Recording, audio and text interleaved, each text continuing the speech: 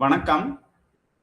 இந்த சான்றோர் நிறைந்திருக்கின்ற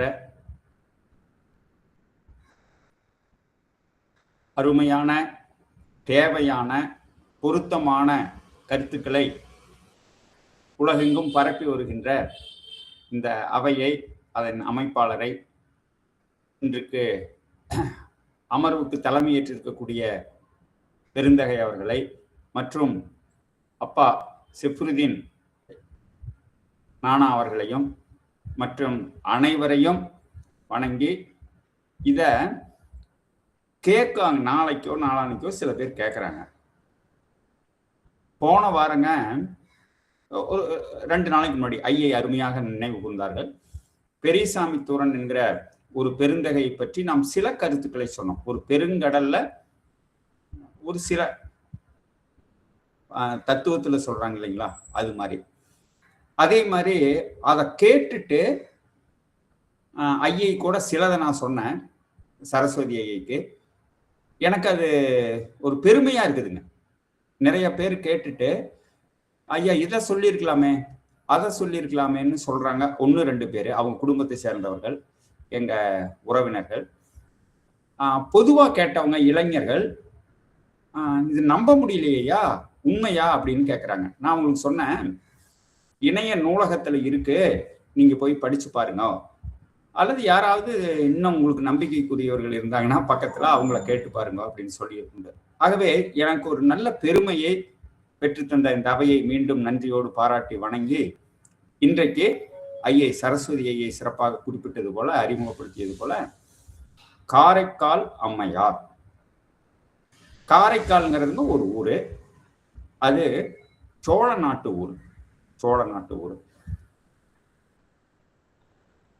நாகப்பட்டினம், நாகூர், வேளாங்கண்ணி, இந்த பக்கம் பார்த்தீங்கன்னா திருநள்ளாறு, இங்க மயிலாடுதுறை. ஐயா கூட மயிலாடுதுறையில் இருக்கிறன்னு சொன்னாங்க. மயிலாடுதுறை. இந்த பக்கம் பார்த்தீங்கன்னா சீர்காழி, திருக்கடையூர், அது திருக்கடவுர், நாம அதை திருக்கடையூர் சொல்லிட்டோம். சரி, இப்படி சுத்தியும் இயற்கை வளம், மக்கள் வளம், ஆன்மீக சீர்மை நிறைந்த ஒரு பகுதிங்க காரைக்கால். இது புதுச்சேரி. நம்ம இந்த 200 ஆண்டுகளுக்கு முன்னாடி பிரெஞ்சுக்காரர்கள் இங்கு வந்தபோது பிரிட்டிஷ்காரங்கிட்ட இருந்து அந்த காரைக்கால் பகுதியை 75 ரூபாய் கொடுத்து விலைக்கு வாங்கிட்டாங்க. புதுச்சேரியில் இருந்தாங்க. அதுவும் கடற்கரை. இப்போ அங்க துறைமுகம் எல்லாம் இருக்குங்க. ஒரு நாளைக்கு வாங்க, எல்லாரும் போய் சுத்தி பார்த்துட்டு வரலாம். சிறப்பான இடம். நான் சொன்ன மாதிரி அதை சுத்தி நிறைய பேர் என்ன பண்ணுவாங்கன்னா, அந்த நவக்கிரக தலத்துக்கு போவாங்க. இஸ்லாமிய பெருமக்கள் நாகூர் தர்காவுக்கு வருவாங்க. கிறிஸ்துவ பெருமக்கள் மற்ற எல்லாருமே அங்கெல்லாம் வேறுபாடு கிடையாதுங்க. நான் சொல்றேன், வேளாங்கண்ணிக்கு வருவாங்க. அப்படியெல்லாம் சிறப்பு நிறைய இருக்குங்க அங்க. எல்லாம் போய் பார்த்துட்டு வரலாம். அப்ப இந்த காரைக்கால் என்பது புதுச்சேரி மத்திய ஆளுகைக்கு உட்பட்ட மாநிலம். அதுக்கு நாங்க யூடின்னு சொல்லுவோங்க, யூனியன் டெரிட்டரி, யூடி. அப்படின்னா இது மத்திய உள்துறை அமைச்சகத்தினுடைய ஆட்சி பகுதி. மத்திய உள்துறை அமைச்சர் தான் எங்களுக்கு தலைவர். அவரு அனுமதியோட தான் இங்க ஒவ்வொன்றும் ஏற்போடு தான் இங்க நடக்கும்.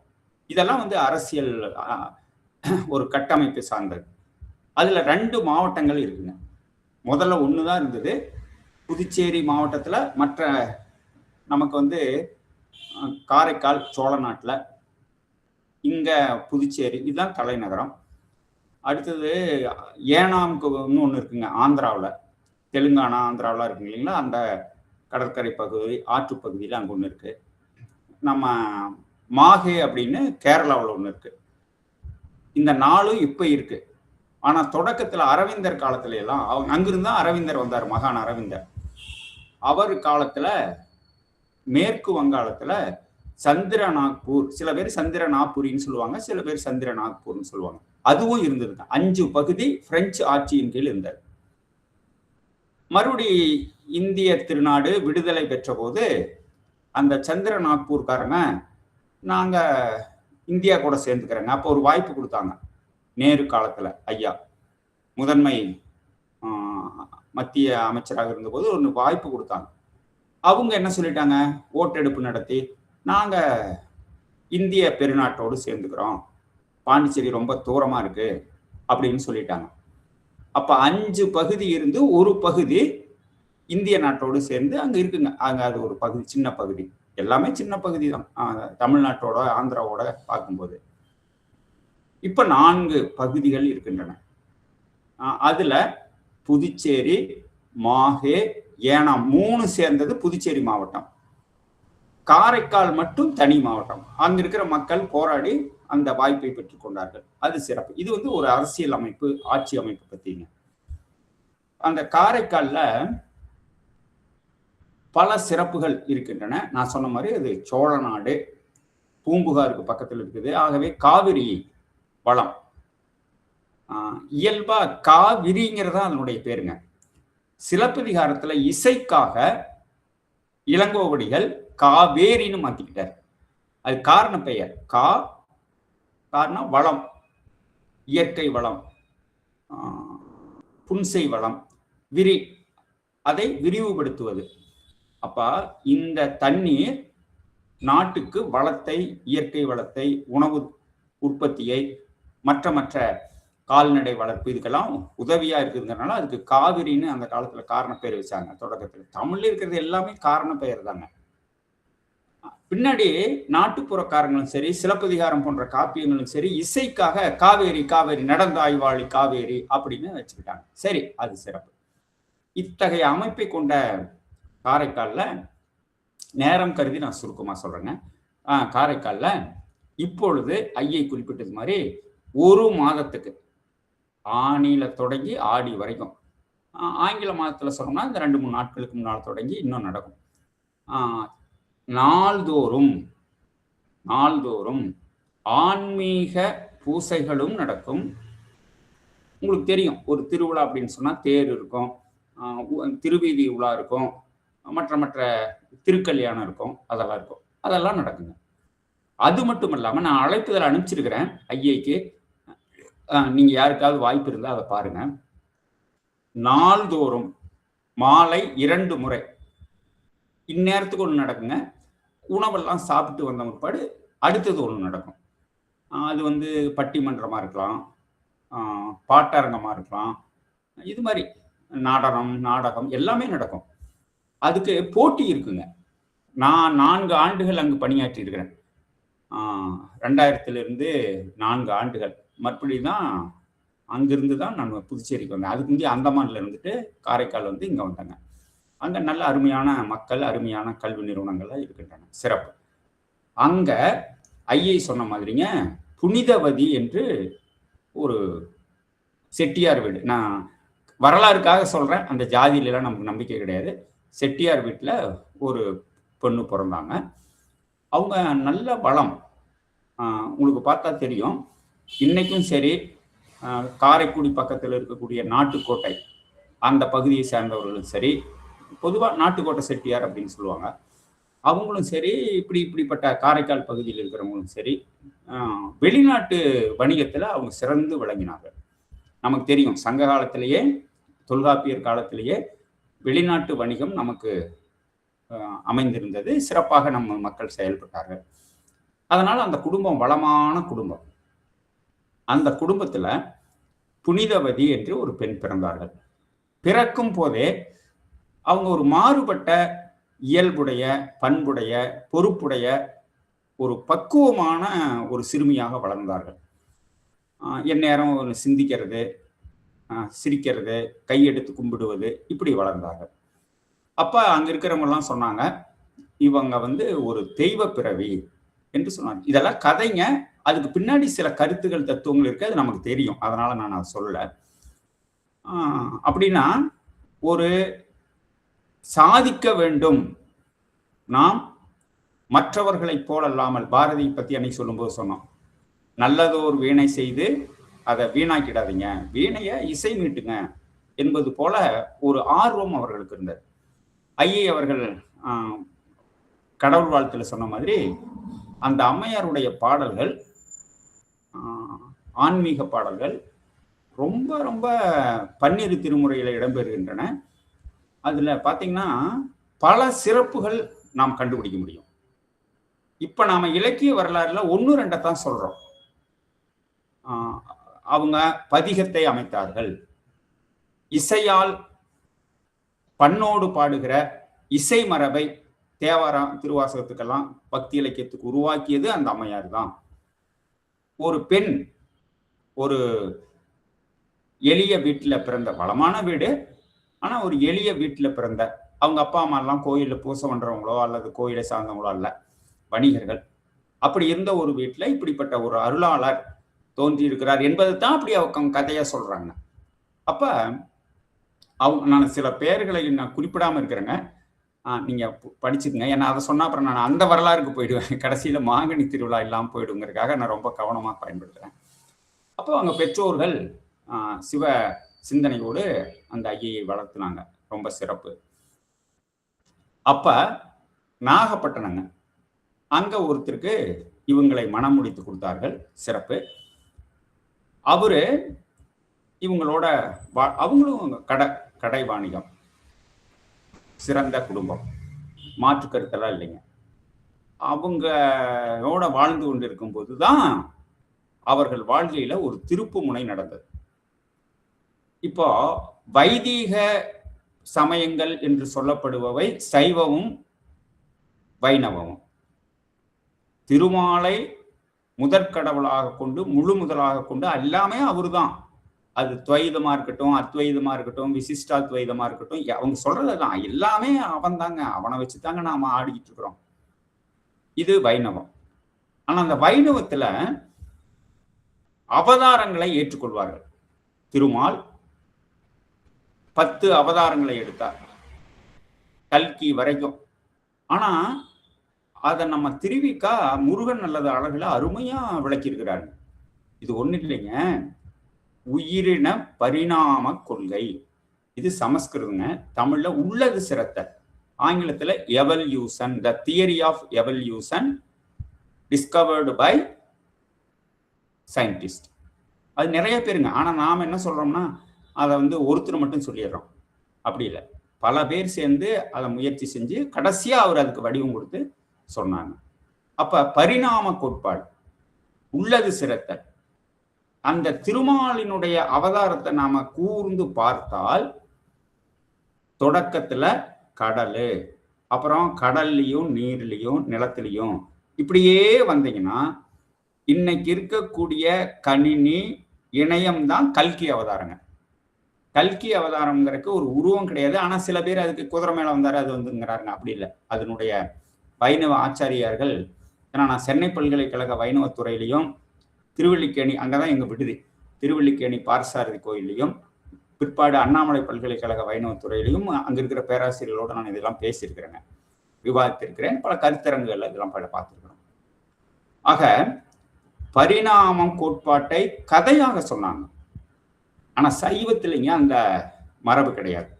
சைவ சமயம் சிவனை முழு முதற் கடவுளாக கொண்ட அந்த சிவ சமயம், சைவ சமயம் அவதாரத்தை ஏற்றுக்கொள்ளாது. இது என்ன செய்யும்னா அவங்க ஆழ்வார்களை ஏற்றுக்கொள்வாங்க. அதை விட ஒரு படி மேலாக அவங்க அவதாரத்துக்கு, இப்ப ராமனுக்கு, பலராமனுக்கு, பரசுராமனுக்கு, கல்கிக்கு இப்படியெல்லாம் கொடுக்கக்கூடிய வாமனம், கேரளாவில் வாமன அவதாரம் தான் அவங்க சிறப்பாக கொண்டாடுகிறாங்க. அப்படி பார்க்கும்போதுங்க இப்ப வடநாட்டுல ராம அவதாரம் அப்படி எல்லாம் செய்யறாங்க. ஆனா சைவத்துல இவங்க ஒரு தத்துவ மரபு, அவர் ஏங்க கீழே வரணும், இங்க இருக்கிறவனே இருக்கலாங்க. அதுதான் திருவள்ளுவர் எடுத்து சொன்னார் இல்லையா, வையத்துள் வாழ்வாங்கு வாழ்பவன் தெய்வமாக கருதப்படுவான் என்கிற அதுக்கும் இதுக்கும் இடையில அவங்க திருமால் அவதாரம் எடுத்தா என்னங்க, கீழே இறங்கி வர்றதுன்னு அர்த்தம். அவரு அந்த வைணவ பார்க்கடல்ல இருந்து, பார்க்கடலில் பாம்பனையில் பள்ளி கொள்கின்ற பரந்தாமன் இங்க உலகத்துக்கு வர்றான் நல்லது செய்யறதுக்காக. இதுக்கெல்லாம் தத்துவம் வேறங்க. கதை இப்படி இருக்கு, தத்துவம் வேற.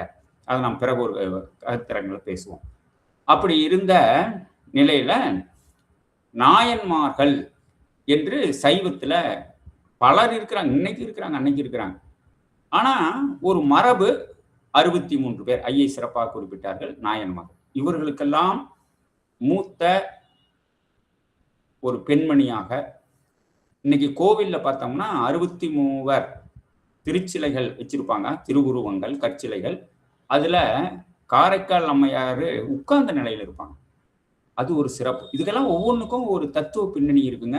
அறிஞர்கள் அதை ரொம்ப விரிவாக விளக்கி இருக்கிறார்கள்.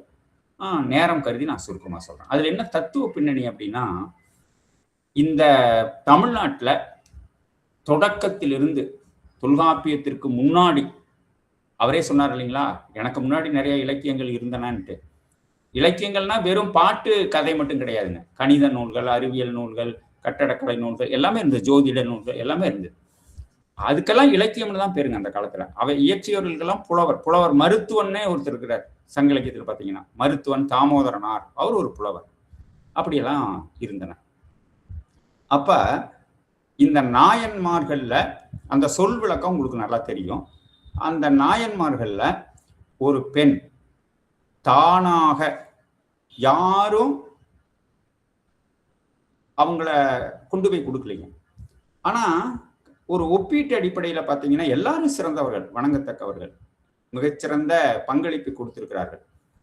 ஆனா மற்றதுல எல்லாம் பார்த்தீங்கன்னா மகனை வெட்டி ஒருத்தர் பெருமை பெற்றார், அதுக்கெல்லாம் தத்துவம் வேறைங்க. மனைவியை கொடுத்து ஒருத்தர் பெருமை பெற்றார், அப்படி இருக்கும். ஒருத்தருக்கு தண்ணி பந்த வச்சு பெருமை பெற்றார், அப்படி இருக்கும்.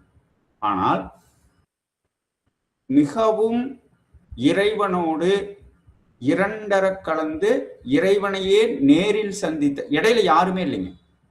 அப்பா இல்லை, அம்மா இல்லை, கணவன் இல்லை, மகள் இல்லை, யாரும் இல்லை.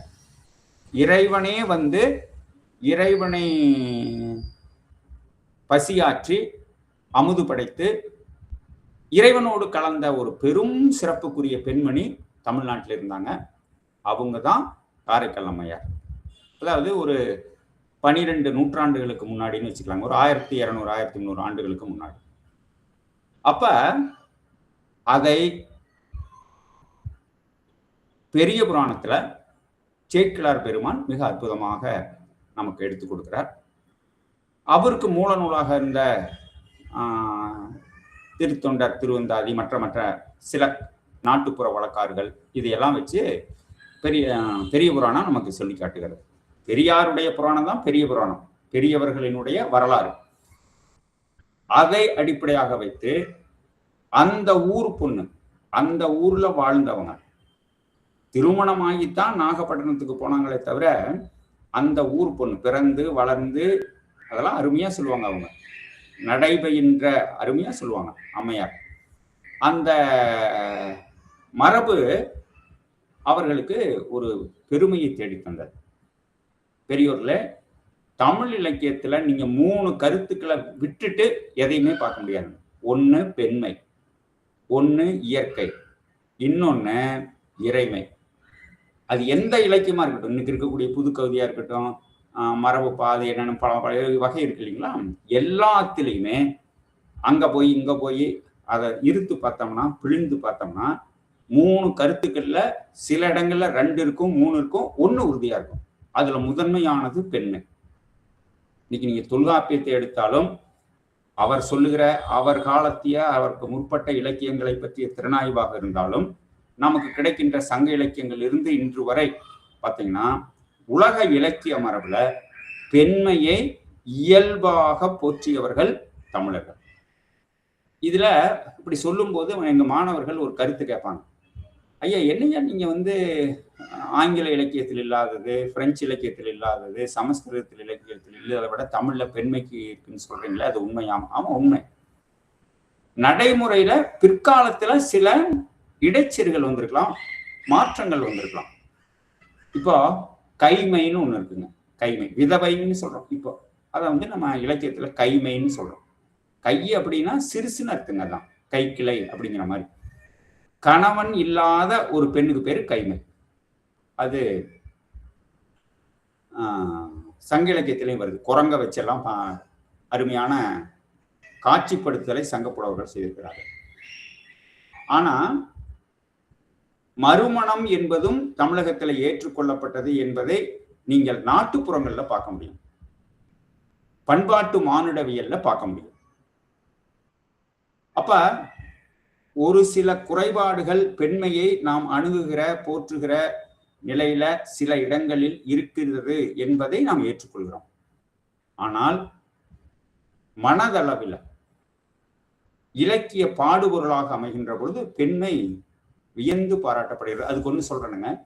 இப்போ முருகனை பத்தி சொல்லணும், சிவனை பத்தி சொல்லணும். அவங்களுக்கு 1000 பேர், ஓருருவம் ஒரு நாமம் இல்லாதானை 1000 பேர் சொல்லி தெல்லேனம் கொட்டோமனெல்லாம் நம்ம பாடுறோம். அதுல பாத்தீங்கன்னா வள்ளி மணாளன், உமையொரு பாகன், வேயுறு தோழி பங்கன்,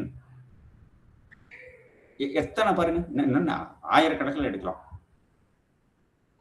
இதுல எல்லாம் ஒவ்வொன்றிலையும் ஒரு கருத்து இருக்குங்க. இது வெறும் பேரு மட்டும் கிடையாது.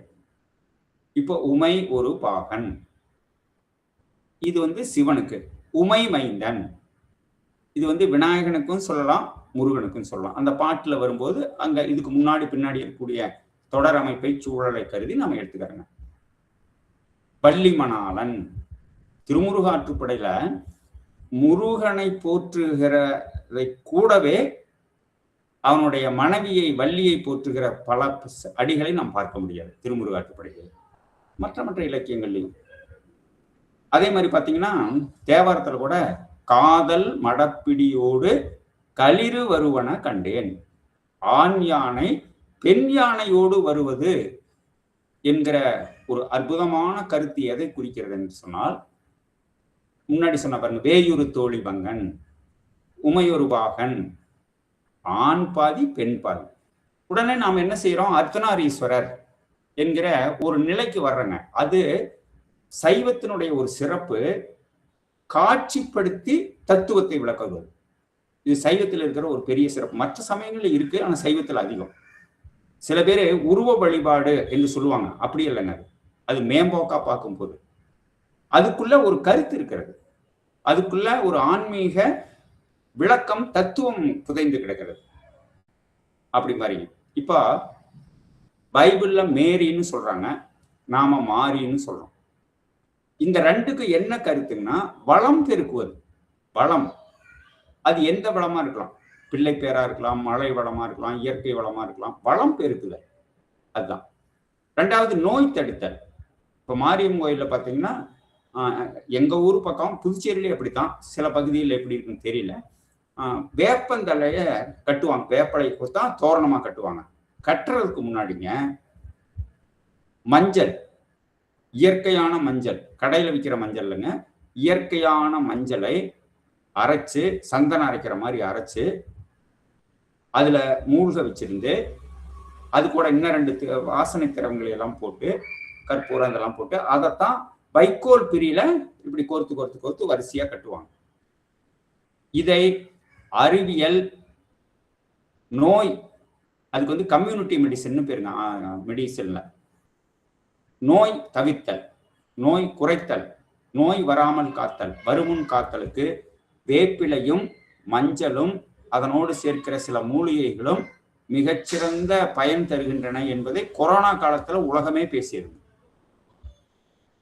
ஒருத்தர் கேட்டாங்க, அங்க இருக்கிற அறிவியலாளர்களை, மருத்துவர்களை, என்னங்க அமெரிக்காவில எல்லாம் ரொம்ப அதிகமா இருக்குதே, இந்தியாவில் அவ்வளவுதான் இல்லையே என்ன எப்படின்னா, அவங்க மஞ்சளை பயன்படுத்துறாங்க, உணவுல மஞ்சளை பயன்படுத்துறாங்க, வேப்பிலைய கட்டி விடுறாங்க, வேப்பிலைய பல்லு விளக்குறாங்க, வேப்பங்குச்சியில பல்லு துளக்குறாங்க.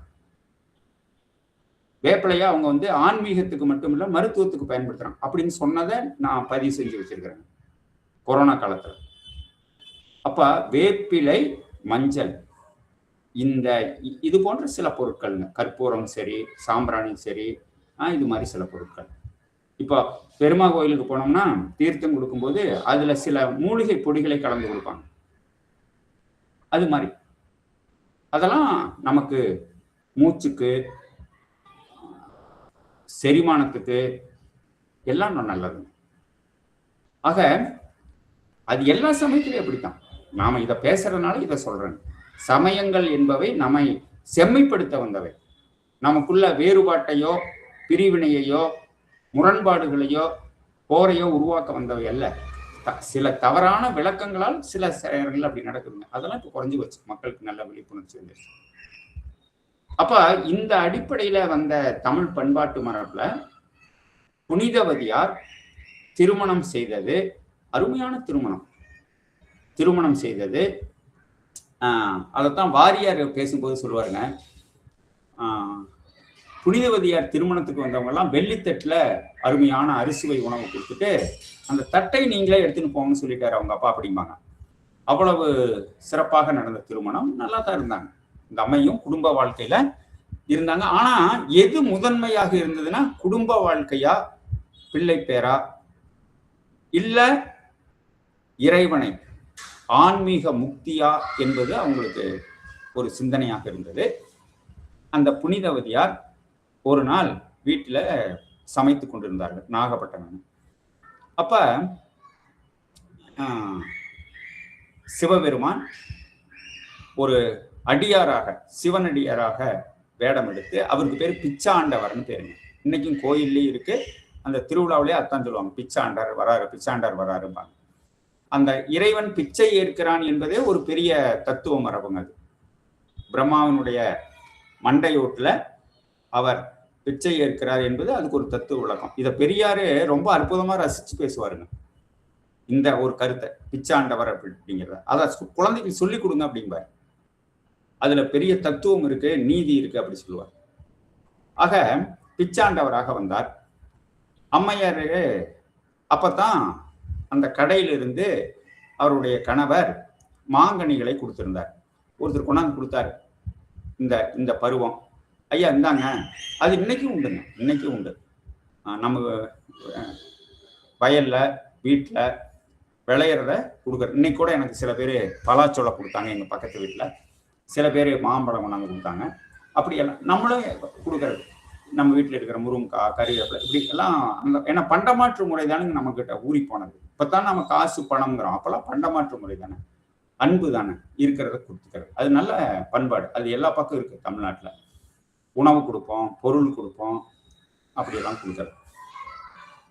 ஆனா பணம் கொடுத்தா அது கடன் ஆயிருங்க. இதெல்லாம் கொடுத்தா அப்படி இல்லை. இதுக்கு இது திருக்குறளே வருதுங்க. இது அங்க கொங்கு நாட்டுல எங்க வீட்டுல எல்லாம் இன்னைக்கும் நாங்க சொல் வழக்குல பயன்படுத்துகிறோம். வரியார்க்கு ஒன்று ஈவதே ஈகை, மற்ற எல்லாம் குறி எதிர்ப்பை நீரது உடைத்து என்று வள்ளுவ பெருந்தகை இதை வலிமையா பேசுவார். பாருங்க, தேவைப்பட்டவங்களுக்கு திருப்பி கொடுப்பாங்கிற எதிர்பார்ப்பு இல்லாம கொடுங்க. அதுதான் இது. இவனுக்கு நம்ம ஒண்ணு கொடுத்தோம்னா நாளைக்கு நம்ம பல மடங்கு நமக்கு திரும்பி வரும் அப்படிங்கிற எதிர்பார்ப்புல, அதுக்கு பேர் தான் குறி எதிர்ப்பை. கொங்கு நாட்டுல அதை என்ன சொல்லுவாங்கன்னா குறியாப்புன்னு சொல்லுவாங்க. இன்னைக்கும் குறியாப்புனே ஒண்ணும் இல்லைங்க. இப்ப திடீர்னு நம்ம வீட்டுக்கு ஒரு 10 பேர் வந்துடுறாங்க உணவுக்கு. அம்மா என்ன செய்வாங்கன்னா, நானே செய்யறோம், அம்மா என்ன செய்வாங்கன்னா, கண்ணு பக்கத்து வீட்டு அத்தை கிட்ட போய் ஒரு படி பருப்பு வாங்கிட்டு வா. ஏன்னா நம்மளதெல்லாம் வயல்ல விளையிறது, நம்ம காடுகள்லயே விளையிறது. ஒரு படி பருப்பு வாங்கிட்டு வா அப்படின்னு மட்டும் சொல்ல மாட்டாங்க. குறியாப்பு கேட்டாங்கன்னு சொல்லு, அம்மா உங்ககிட்ட குறியாப்பு கேட்டாங்க. இதை திருவள்ளுவர் என்ன சொன்னாருங்க, குறி எதிர்ப்பைன்னு அப்படின்னு சொன்னார். குறி எதிர்ப்பைனா ஒரு பொருளை ஒரு குறிப்பிட்ட காலத்துக்கு ஒரு அளவு குறித்து வாங்கி அதே அளவு திருப்பி கொடுப்பது. குறைக்கவும் கூடாது, கூட்டவும் கூடாது. வட்டி கிட்டி எல்லாம் கிடையாதுங்க. அல்லது நாம கொடுத்துட்டான்ல, கொடுக்கறது தானே வாங்கணும் அப்படிங்கிற ஏமாற்றமும் கிடையாது. இது இன்னைக்கு இருக்குங்க கொங்கு நாட்டுல. எல்லா பக்கம் இருக்கும், வேற வேற பேர்ல இருக்கும். அப்ப அவருக்கு மாம்பழம் கொண்டாந்து கொடுத்தாரு கடையில. அவர் பணியாளை கூப்பிட்டு, இவருடைய கணவர், ஐயா இந்தாங்க, கொண்டு அம்மா வீட்டில் இருக்கிறாங்க, புனிதவதி கொடுத்துருங்க, நான் கொடுத்து அனுப்புனதா சொல்லுங்க. நான் மதியம் உணவுக்கு வரும்போது இது காரைக்கால், இங்க பாண்டிச்சேரியில் கூட இது ரொம்ப பசங்க தொட்டுக்கறக்கும்பாங்க. தயிர் சோறோட மத்த சோறோட இன்னைக்கும் மாம்பழத்தை கடிச்சு சாப்பிட்றது காரைக்கால் அதிகம், அங்க பாண்டிச்சேரியிலேயே அதிகம். எங்க கொங்கு நாட்டுல கொஞ்சம் குறைவு, மற்ற பக்கத்துலயும் இருக்கலாம். தொட்டுக்கிறதுக்கு ஊறுகாய் மாதிரி, அப்பளம் மாதிரி மாம்பழத்தை தொட்டுக்கிட்டு சாப்பிடுவாங்க. அப்படின்னு கொடுத்து அனுப்பினார். இதுல எதுவுமே செயற்கை இல்லைங்க, எல்லாம் இயல்பான வாழ்க்கை. கொண்டாந்து அவரு புனிதவதியார்கிட்ட ஐயா கொடுத்து அனுப்புனாங்க. மதிய உணவுக்கு வரும்போது உங்களை இதை பொரியல் மாதிரி கொடுக்க சொன்னாங்க. இல்லப்பா எல்லாம் செஞ்சுட்டேன் கொடுங்க அப்படின்னு வாங்கி வச்சார். இங்கதாங்க நம்ம கதை திருப்பு முனை தொடங்குகிறது. இவர் கொடுத்துட்டு போனாரு. ஒரு சிவனடியார் வந்தார், பிச்சாண்டவர். அம்மா பசிக்குது, அமுது விட்டுங்க, நான் சிவனடியார்னார். சைவத்திலைங்க நான் முன்னாடியே சொல்ல மாதிரி உருவ வழிபாட்டிற்கு மிகப்பெரிய முதன்மை உண்டு. இது பெரிய புராணத்துல பல அடியார்களுடைய வாழ்க்கையில வருங்க. சிவ வேடத்தை அடியார்கள் சிவனாகவே கருதுகிறார்கள், அவரை மனிதராக கருதுவதில்லை என்கிற ஒரு மிகப்பெரிய சீர்மை அதுல காணப்படும். இங்கேயும் அப்படித்தான் நடந்தது. மெய்ப்பொருள் நாயனாருக்கும் நீங்க சிந்திச்சு பார்த்தீங்க, இது நிறைய சொல்லலாம், நேரம் கருதி நான் சுருக்கமா சொல்றேன். அப்ப இந்த அவர் கொடுத்து அனுப்புனாரு. இந்த அம்மா வச்சிருந்தாங்க, ஒன்றும் மாற்று கருத்தல் இல்லை, இவங்க சாப்பிடல. சிவனடியார் வந்தாரு, சிவ வேடம். அவங்கள பார்த்த உடனே சிவன் வந்துட்டாரு, மனிதன் வந்துட்டான்னு அவங்க நினைக்கல, சிவன் வந்துட்டாரு, என்னுடைய முழுமுதற் கடவுள், என்னை படைத்து காத்து என்னை ஏற்றுக்கொள்ள போகிற பெருமான் வந்துட்டாரு என்று மனமுருகி வணங்கினாங்க. ஐயா இப்பதான் சமையல் ஆகுறது, இன்னொரு 10 நிமிஷம் நீங்க இருக்க முடியுமா? நான் இல்லைம்மா, நான் அவசரமா போகணும், இருக்கிறத கொடுங்க அப்படின்னா. இந்த அம்மா சோறு வடிச்சிட்டாங்க, அதுக்கு வேண்டிய பொருள் செஞ்சுட்டாங்க. ஆனா இன்னும் கூட்டு கறி பொரியல் இதெல்லாம் செய்யல. உடனே என்ன செஞ்சாங்க, ஒரு மாம்பழம் இருந்தது, இதை படைச்சு ஐயா சாப்பிடுங்க. ஏன்னா அந்த ஊர்ல அந்த பழக்கம் இன்னைக்கும், காரைக்கால்ல புதுச்சேரி பக்கம். இது ஒன்றும் செயற்கை கிடையாது, இயல்பு. இன்னைக்கு நீங்க காரைக்கால்ல கேட்டீங்கன்னா, ஏன்னா அங்க இஸ்லாமியர்கள் கூட நிறைய இருக்கிறாங்க, அவங்களும் அப்படித்தான். அப்படி படைச்சாங்க. அவரு சோதிப்பதற்காக என்று சொல்லுவாங்க, ஆனா அப்படி இல்லைங்க. அவர் இந்த அம்மையை உயர்த்துவதற்காக, தன்னோடு இணைத்துக் கொள்வதற்காக, தன்னுள் அவரை ஐக்கியப்படுத்துவதற்காக ஒரே ஒரு சொல் சொன்னாருங்க, இன்னொன்னு கொடுமா அப்படின்னா.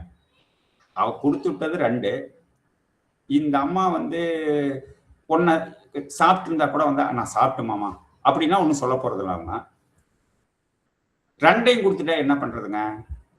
சிந்திச்சாங்க. சரி கொடுத்துருவோம், மாமா வந்தா சொல்லிடுவோம், அதுக்குள்ள கறியெல்லாம் செஞ்சிடுவோம், காய்கறி போட்டு அதை கொடுத்துருவோம், மாமா கேட்டாருன்னா சொல்லிடுவோம் அப்படின்ட்டு கொடுத்துட்டாங்க. இவர் சாப்பிட்டாருங்க, வாழ்த்தி விட்டு போயிட்டாரு. இவங்களுக்கு பெரிய மன நிறைவு. சிறந்த ஒரு சிவ தொண்டு செய்தோமே என்கிற தொண்டர், அதுதான் சொன்னாங்க, தொண்டர் தரும் பெருமை சொல்லவும் அரிதே, ஓடும் செம்பொனும் ஒக்கவே நோக்குவார்.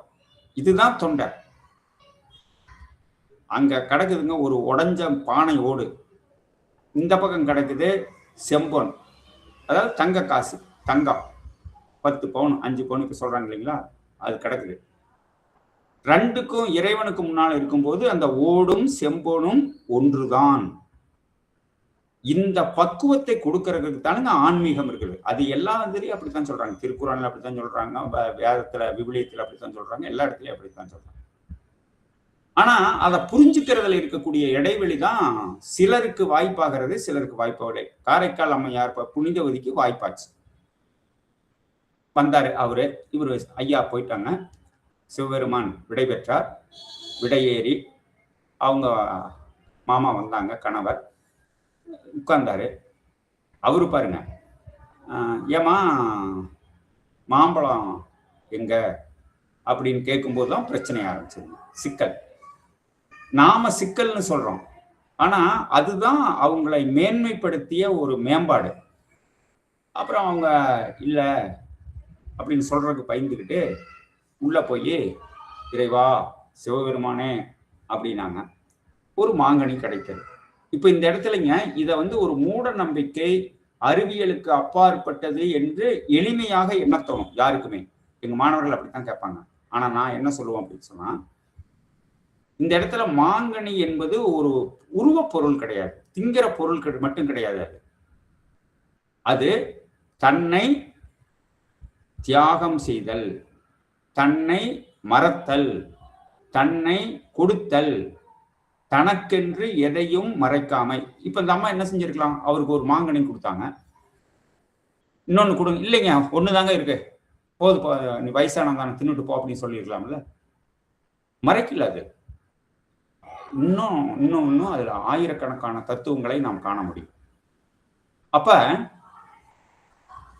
கேட்டாரு, இவங்க போய் இறைவனை வேண்டாங்க, ஒண்ணு கிடைச்சது, கொண்டாந்து கொடுத்தாங்க. இங்க பாருங்க இன்னொரு திருப்பு முனை, சிலப்பதிகாரத்துல வர்ற மாதிரி ஒரு காப்பிய திருப்பு முனை.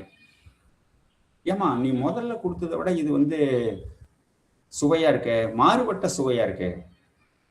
மாம்பழம் நாம தினம் நாள்தோறும் சாப்பிட்றோம், ஆனா இன்னைக்கே நீ கொடுத்தது நான் கொடுத்து அனுப்புனது மாதிரி இல்லையே இது அப்படின்னு சொல்லும்போது நடந்த நிகழ்வுகள் அங்கு பரிமாறப்பட்டன. உடனே கணவனாக இருந்தாலும் அவர் என்ன செஞ்சாருன்னு இந்த அம்மா கால் விழுந்து கும்பிட்டார். நெடுஞ்சான் நீ மனித பிறவி அல்லல், நீ அந்த சிவபெருமான் அனுப்பிய தெய்வ பிறவி. இங்க பாருங்க, அங்க என்ன சொன்னாங்க ஆழ்வார்கள்ல, அவதாரம்னு சொன்னாங்க. இவர் என்ன சொல்லிட்டாரு, அவனுடைய படைப்பு, நீ இன்னோடு என்னால வாழ முடியாதமா, தெய்வ பிறவி நீ, மனித பிறவி அல்ல, உன்னை நான் கடவுளா ஏத்துக்கிட்டேன் அப்படின்னு ஒரு மறுமணமும் செய்து கொண்டார். இவருடைய கணவர், குழந்தையெல்லாம் பிறந்தது, அந்த குழந்தைக்கு இந்த பேரை வச்சாங்க. அது அடுத்த கதைங்க. இப்ப நமக்கு இந்த அறிமுகத்தோடு இந்த மாங்கனி திருவிழாவுக்கு வரணும். இன்றைய மையப்பொருள் இதை அப்படியே செஞ்சு காட்டுவாங்க இன்னைக்கு மாங்கனி திருவிழாவிலைங்க. 1 மாத நிகழ்ச்சி, அது முதன்மையான நிகழ்ச்சி, ஒரு 3 நாள் நடக்கும். அதுல ஒரு சிறப்பு என்னங்க அப்படிங்கன்னா, அந்த பாருங்க, நானு இந்த 2000 ஆண்டு, இந்த 26 ஆண்டுகளுக்கு முன்னாடி இந்திய பல்கலைக்கழக தமிழாசிரியர் மன்ற ஆய்வுக்கோவையில இந்த கட்டுரை தான் எழுதியிருக்கிறேங்க. இது யார்கிட்டயாவது இருந்தா உங்ககிட்ட எல்லாம் இருக்கும், அல்லது நூலகத்தில் இருக்கும். இதை நீங்க படிச்சு பார்க்கலாம். காரைக்கால் மாங்கனி திருவிழா இந்த ஆய்வுக்கோவை. இந்த 26 ஆண்டுகளுக்கு முன்னாடி நான் காரைக்காலில் பணியாற்றும் போது ஐயா சொன்னாங்க, சிற்பி ஐயாவும் அரவணன் ஐயாவும், நான் ஒரு வேற கட்டுரை திருக்குறளை பற்றி எழுதி அனுப்புனுங்க. ஏன்பா திருக்குறள் 1000 பேர் எழுதுவாங்கன்னு, நீ மாங்கனி திருவிழா பற்றி எழுதி கொடு அப்படின்னாங்க. அப்போ அங்கே பெரும் புலவர்கள், நல்ல இலக்கிய வளமுள்ள நாடுங்க பகுதி காரைக்கால். அவங்களையெல்லாம் கேட்டு நானும் 2 முறை அதை பார்த்துருக்கிறேன். நான் போய் 3வது ஆண்டு இந்த கட்டுரையை எழுதினேன். அதை ஒரு நூலாக்கம் செய்ய வேண்டும் என்று அப்போது இருந்த அங்கிருந்த அமைச்சர் பெருமகை மாண்புமிகு அமைச்சர் சொன்னார்கள். ஆனால் நான் சொன்னேன், ஐயா அதுக்கு ரொம்ப நேரம் ஆகும், அதுக்கு இன்னும் கூடுதல் தகவலெல்லாம் வேணும், இங்கே இருக்கிறவங்களே யாராவது எழுதி சொல்லுங்க, நான் புதுச்சேரி போகிறேன் அப்படின்ட்டு புதுச்சேரி வந்துட்டேன். ஆகவே இது இருக்கிறது நீங்கள் பார்க்கலாம், நான் அழைப்புதல் அனுப்பிச்சிருக்கிறேன், பார்க்கலாம். சரி, இந்த மாங்கனி திருவிழான்னா என்ன? இப்போ ஒவ்வொரு கோவிலிலும் அந்த கோயிலில் இருக்கக்கூடிய இறைவன் அல்லது இறைவி செய்த அருள் செயல்களை ஏதாவது ஒரு நாள்ல செஞ்சு காட்டுவாங்க. இப்ப பழனியில பாத்தீங்கன்னா தைப்பூசம்பாங்க, பங்குனி உத்திரம்பாங்க, இப்படி ஒவ்வொன்றையும் ஒவ்வொரு அந்த அடிப்படையில செஞ்சு காட்டுவாங்க. ஆனா நான் அறிந்த வரைக்கும் முத்துப்பல்லக்கு திருவிழா என்று ஒன்று நடக்கிறது திருவாரூர் பக்கம். அதுவும் இது போல இருக்கிறது என்று கேள்விப்பட்டிருக்கிறேன். நான் நேரடியா போய் பார்க்கலைங்க, அதனால நான் விரிவா சொல்லல. சில இடங்களில் நடக்கலாம், ஏன்னா நமக்கு தகவல்கள் கிடைக்கவில்லை. 2வது, நம்ம ஆய்வு பகுதி திருக்குறள், தொல்காப்பியம் இப்படி போனதுனால, இலக்கண வகையில போனதுனால இதுல நான் அதிகம் ஆர்வம் காட்டவில்லை. ஆனா அதை செஞ்சா நல்லதுன்னு தோணுதுங்க. அப்ப இந்த மாங்கனி சிக்கல் வந்த உடனே இந்த அம்மையார் தலையால் நடந்து, ஏன்னா மாங்கனி கொடுக்கலன்னு கணவன் கோவிச்சுக்கிட்டு சினந்து மறுமணம் செய்து கொண்டு மகளை பெற்று, ஆனா இவங்க பேரையே வச்சு புனிதவதினே பேரை வச்சு வாழ்ந்துகிட்டு இருக்கிறார். இவங்க என்ன பண்ண முடியும்? சரி வேண்டாம், நான் ஆண்டாள் சொன்னாங்க இல்லைங்க, ஆண்டாள் நாச்சியார், மானிடவர்க்கு என்று பேச்சுப்படில் வாழகிலன், அது இன்னும் பெரிய உயர்ந்த தத்துவம். இந்த அம்மா திருமணம் பண்ணிக்கிட்டாங்க, கணவன் மறுத்த போது, மறுத்தன்னா அவங்க இவங்களை புறக்கணிக்கலிங்க. அம்மா நீ தெய்வம் ஆயிட்ட, நீ உன் வழியில போய்க்க, நான் என் வழியில போறேன்னு மறுமணம் பண்ணிக்கிட்ட, 2வது திருமணம். அப்ப இந்த அம்மா இறைவனை வேண்ட, இறைவன் அருள தலையால் நடந்து கைலாயம் போனார்கள். காரைக்காலில் இருந்து தலையால் நடந்து. இதையும் சில பேர் என்ன சொல்லுவாங்கன்னா, ஏங்க இதெல்லாம் என்னங்க கைலாயம் 2 மைல் தூரத்துலயா இருக்கு, ஏன்னா திருச்சியா, காரைக்கால்ல இருந்து ஒரு 10 நாள் போனாங்க அப்படிங்கிறதுக்கு. இதெல்லாம் பெரிய தத்துவ பின்னணி கொண்டவை. என்ன தத்துவம்னு சுருக்கமா சொல்லணும்னா, மனிதன் முயன்றால், இங்க பேசுறதுங்க திருவள்ளுவர் வலியுறுத்த மாதிரி மனிதனுடைய இடைவிடாத திட்டமிட்ட முயற்சி. திட்டமிட்ட முயற்சி ஒரு மனிதனை சாதனையாளனாக்கும். இதை யாராலும் மறுக்க முடியாது. உலகத்துல எந்த ஒரு அறிவியல் சிந்தனை, தத்துவ உளவியல் யாருனாலையும் மறுக்க முடியாது. ஏன்னா எல்லாரும் இதைத்தான் சொல்றாங்க. இன்னைக்கு உலகத்துல அதிகமா விற்பனையாகிற நூல்கள் விரைவில் பணக்காரனாவது எப்படி, பேச்சாளன் ஆவது எப்படி, சமையல் கத்துக்கிறது எப்படி, இதுதான். எப்படி எப்படி அப்படிங்கிறது தான். அது எல்லாம் கடைசியில எங்க கொண்டாந்து முடிப்பாங்கன்னா, திட்டமிடல், இடைவிடாத முயற்சி, துவளாமை, தோல்வியை கண்டு துவண்டு போகாம நீ இருக்கணும். இப்படித்தான் சொல்லி கடைசியில வெற்றின்னு கொண்டு வந்து கொடுக்குறாங்க. இப்ப கஜினி முகமதுன்னு சொல்லுவாங்க. இப்ப நம்ம பள்ளிக்கூடத்துல எல்லாம் படிக்கும்போது அவர் படையெடுத்துக்கிட்டே இருந்தாருங்க, அப்புறம் அப்படி அந்த வரலாறு திரும்ப திரும்ப வந்து வெற்றி பெற்றாருங்கிற வரலாறுலாம் நாம் படிக்கிறோம். ஆக தலையால் நடந்து சென்றார் என்பது ஒரு ஆன்மீக கருத்தாக இருந்தாலும் அதை அப்படியே நாம் நம்புவது ஏற்புடையது. எப்படின்னா, முயற்சி. இந்த இடத்துல தலைங்கிறதுங்க கடினம் அப்படிங்கிற பொருள். தலைனா இந்த தலைங்கிறத நம்ம நேரடியாக எடுக்க வாய்ப்பில்லை. அப்படி பெரும் முயற்சி செய்து அவர்கள் இறைவனை சென்றார்கள். ஐயை அறிமுக உரையிலேயே சொன்ன மாதிரி, இறைவன் அங்க இருக்கிறவங்கலாம் கேட்டாங்க, இது யாரப்பா இப்படி வராங்க, யாரோ ஒருத்தர், நம்ம அம்மா அப்பாவங்க, நம்ம காரைக்கால் அம்மை அப்படின்னு சொல்லி ஏற்றுக்கொண்டதாக ஒரு கருத்து. இதுக்கும் நம்ம சொல்ற தத்துவ விளக்கம் என்னங்க அப்படின்னா, இவங்க சிவபெருமானை போய் பார்த்தார்கள், அவர் ஏற்றுக்கொண்டார் என்கிற ஐதீக நம்பிக்கை இருக்கலாம். ஆனா தத்துவ அதில் இருக்கக்கூடிய பின்னணி, உளவியல் தத்துவ பின்னணி என்ன பார்த்தீங்கன்னா, இயற்கை நல்லதை ஏற்றுக்கொள்ளும். இப்போ ஒரு காந்தம் இருக்குது, அது இரும்பை ஏற்றுக்கொள்ளும். ஒரு நீர் இருக்கிறது, அது மேட்ல இருந்ததுன்னா தானாக பள்ளத்தை நோக்கி ஓடி வரும். இந்த மாதிரிங்க.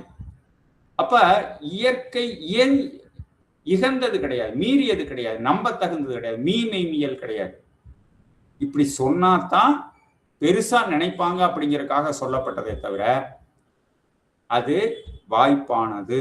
என்ன வாய்ப்பானது? நீ எந்த ஒரு மனிதனும், ஆணாக இருந்தாலும் பெண்ணாக இருந்தாலும், முயன்று இடைவிடாத துவண்டு போகாத திட்டமிட்ட முயற்சி இருக்குமானால் மிகச்சிறந்த நிலையை அடையலாம். இயற்கை உன்னை ஏற்றுக்கொள்ளும், மக்கள் உன்னை போற்றுவார்கள், உன்னால் இந்த உலகத்துக்கு நன்மை பயன் கிட்டும். இப்படி வருதுங்க. அதுக்கு முன்னாடி அவங்க என்ன செஞ்சாங்க? திருவாலங்காடு போனாங்க. திருவாலங்காடு போய் ஐயை இன்னைக்கு சொன்ன மாதிரி அங்க இலக்கியங்களை எல்லாம் பாடினார்கள். அந்த அந்த அந்தாதி, அற்புத திருவந்தாதி பல சிறப்புகளை கொண்டது. நம்ம முன்னாடி குறிப்பிட்ட மாதிரி பதிகம், பதிகம்னா 10 இருந்தாலும் பதிகம் தான், 11 பாட்டு இருந்தாலும் பதிகம் தான் நம்ம சைவ இலக்கிய மரபுல. அது என்னையா அப்படின்னு நீங்க கேட்கலாம். 10 பாட்டு தான் அந்த மைய கருத்தை கொண்டு இருக்கும். 11வது பாட்டு என்ன இருக்குன்னு சொன்னா, இதை படிப்பவர்கள், கேட்பவர்கள், ஏன்னா அது ஆன்மீக சிந்தனை கொண்டது இல்லைங்களா, அதுக்கு அப்படித்தான் இருக்கும். கொண்டவர்கள் நல்ல நிலையை அடைவார்கள், சிவபேற்றை சிவகதியை அடைவார்கள்ங்கிற பயன் சொல்ற பாட்டா இருக்குங்க.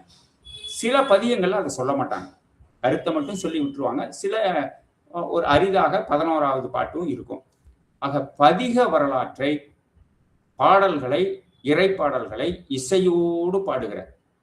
ஆனா இன்னைக்கு நான் பார்க்குற அளவுலைங்க, உங்களுக்கு ஏற்புடையிலைன்னா பொறுத்துக்குங்க, கிறித்துவ தேவாலயங்களில் இதை ரொம்ப வரவேற்கிறார்கள், பாடுகிறார்கள். நல்ல பாட்டு. எங்க கல்லூரியில் கூட வர்ற மாணவர்கள்ல அந்த கிறித்துவத்தில் ஈடுபட்டு கிறித்துவ தேவாலயத்துக்கு வாரந்தோறும் அல்லது நாள்தோறும் போகிற மாணவர்களை பார்த்தீங்கன்னா அருமையா பாடுவாங்க. அவங்க அதை ஊக்கப்படுத்துகிறார்கள், பயிற்சி கொடுக்கிறார்கள், பாராட்டுகிறார்கள். எல்லா இதுலயும் உண்டுங்க. ஆனா நான் ஒரு ஒப்பீட்டில் இங்க புதுச்சேரியில பார்க்கும்போது அப்படி எனக்கு தெரியல.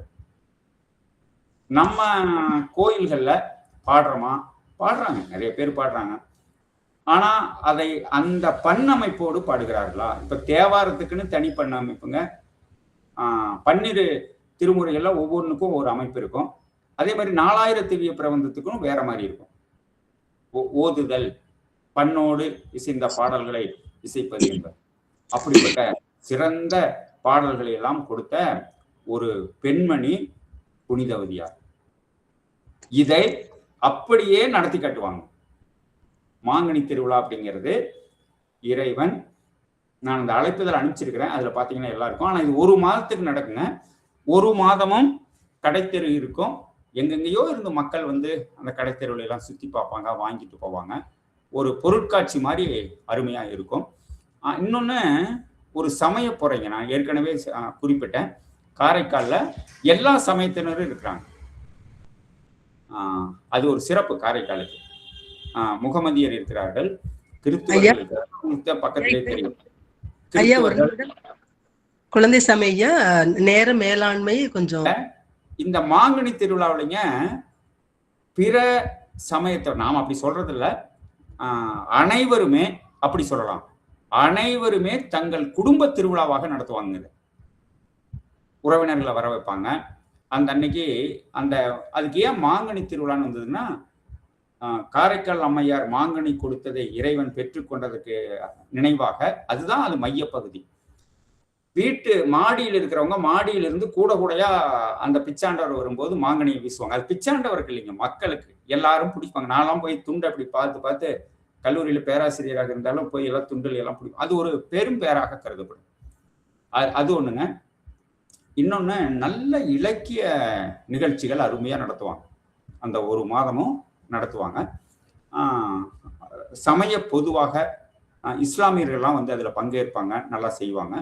இப்படி கிறிஸ்துவர்களும் சரி. இப்படி ஆக இந்த மாங்கனி திருவிழா என்பது 2 சிறப்புகளை கொண்டது. ஒன்று வரலாற்று சிறப்பு, இன்னொன்று ஒரு சிவனடியாருடைய வாழ்க்கையில நடந்ததை நடந்தவாறே நடத்தி காட்டுவாங்க. அங்க மனுஷங்க, இங்க அதுக்கு பதிலா உருவங்கள், அவ்வளவுதாங்க. அங்க வந்து காரைக்கால் அம்மையாருங்கிறது இருந்தது, ஒரு பெண் புனிதவதி. ஆனால் இங்க அதுக்கு பதிலா ஒரு சிலையை கொண்டு வருவாங்க. அப்படித்தான் அவருடைய கணவர், அவருடைய உற்றார் உறவினர். இன்னொன்னுங்க, மற்ற கோயில்கள்லாம், இப்ப முருகன் கோயில், சிவன் கோயில்கள் எல்லாம், இது சிவன் கோயில் தான். காரைக்காலில் இவங்களுக்கு தனி சிவன் கோயில தனி சன்னதியும் இருக்கிறது, கோயிலும் இருக்குது. அங்க பாத்தீங்கன்னா எல்லாம் நடந்த முற்பாடு திருக்கல்யாணம் நடக்கும். இப்ப சூர சம்ஹாரமோ மத்ததெல்லாம் பாத்தீங்கன்னா. ஆனா இங்க தொடக்கமாக திருக்கல்யாணம் நடக்கும்.